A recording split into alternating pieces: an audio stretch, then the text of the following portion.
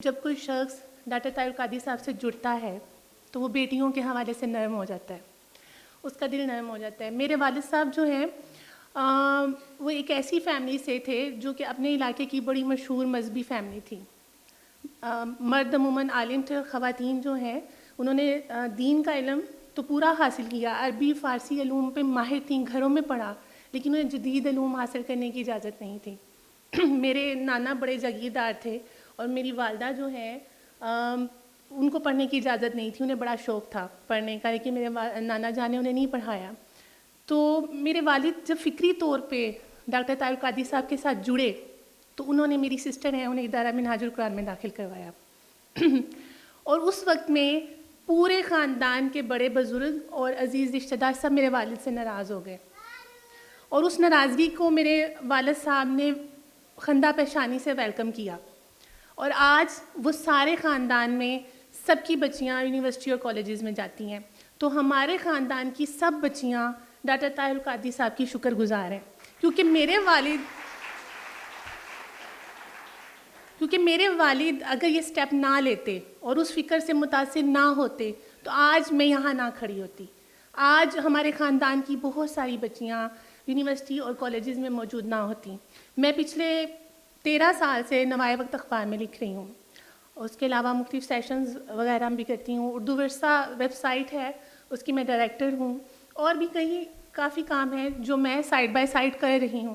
یہ وہ امپاورمنٹ ہے جو ہمیں ڈاکٹر طاہر القادری صاحب کی وجہ سے ملی۔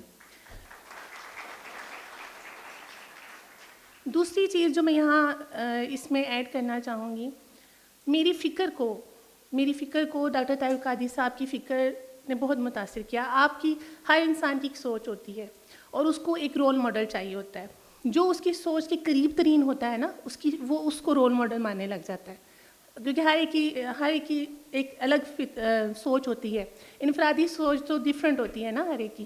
تو میری جو فکر ہے وہ ڈاکٹر طاہر القادری صاحب کے قریب ترین تھی۔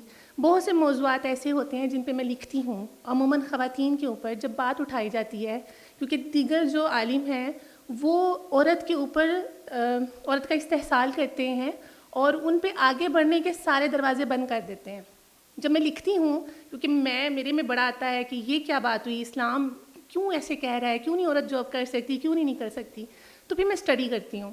اور جب میں ڈاکٹر طاہر القادری صاحب کو اسٹڈی کرتی ہوں تو ان کی اتنی ماڈریٹ تھنکنگ ہوتی ہے کہ وہ مجھے اپنی سوچ کے بالکل قریب ترین لگتی ہے۔ وہ آیات جن کے تراجم اور طرح سے کیے گئے ہیں، ڈاکٹر صاحب نے ان کے تراجم کو اور پیمانوں پہ پرکھا ہے، تو مجھے اپنی سوچ کے زیادہ قریب ترین لگتے ہیں۔ بہت سے موضوعات ہوتے ہیں جن میں اسٹک ہو جاتی ہوں۔ اچھا، ایسا نہیں ہے کہ مذہبی معاملات ہیں، مذہبی موضوعات ہیں۔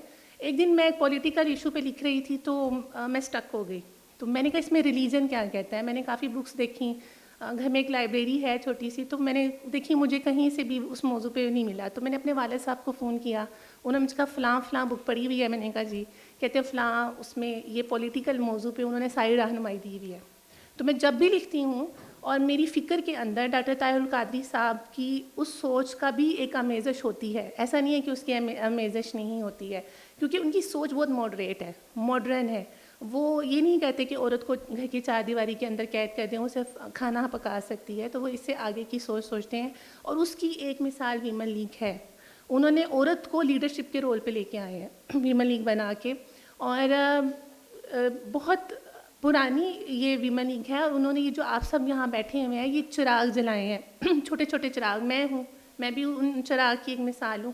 لیکن ایک چیز انہوں نے ہم سب کے دلوں میں جو بھری، وہ آپ صلی اللہ علیہ وآلہ وسلم کی محبت تھی، جس کی کمی ابھی اس دور میں بہت زیادہ محسوس ہو رہی ہے۔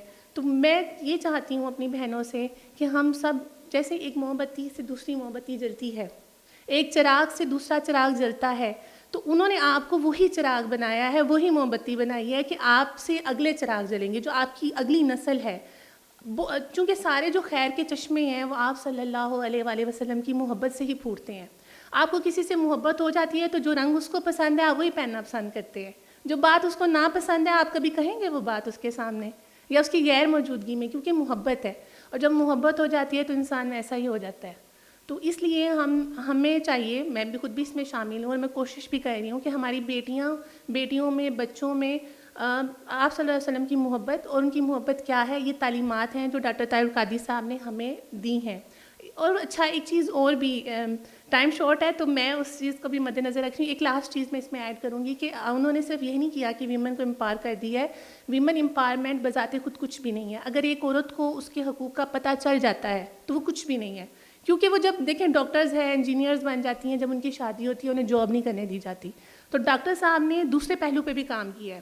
انہوں نے مردوں کو اس چیز کا شعور بھی دیا ہے. انہوں نے یہ نہیں کیا کہ صرف ویمن کو امپاور کیا ہے. ان کے کتنے خطابات ہیں جو مردوں کو، عورتوں کے حقوق کیا ہوتے ہیں، بیٹیوں کے حقوق کیا ہیں، بیویوں کے حقوق کیا ہیں. تو انہوں نے اس چیز پہ بھی مردوں کی بھی تربیت کی ہے کہ آپ کے پاس جب ایک عورت پڑھی لکھی آئے گی تو آپ نے اس کو کیسے مینیج کرنا ہے، اس کو کیسے جاب کی اجازت دینی ہے. تو یہ پہلو پہ، کیونکہ میری بہن نے بھی بات کی ہے کہ ہمیں اپنے بچوں کی بھی اسی پہلو پہ تربیت کرنی ہے کہ کل کو کسی کی بیٹی آتی ہے تو ہم نے اس کو کیسے مینیج کرنا ہے. تو یہ دو، اس کے علاوہ اگر آپ سمپل خواتین کو امپاور کریں گے تو وہ اس کے کوئی معنی نہیں ہوں گے. تو یہ ٹو سائیڈڈ امپاورمنٹ ہے. مردوں کو بھی اگر اس چیز کا شعور دیں اور عورت کو امپاور کریں تو ہی ہماری سوسائٹی جو ہے وہ ایک سیدھے راستے پہ کامیابی کی طرف جا سکتی ہے. بہت شکریہ.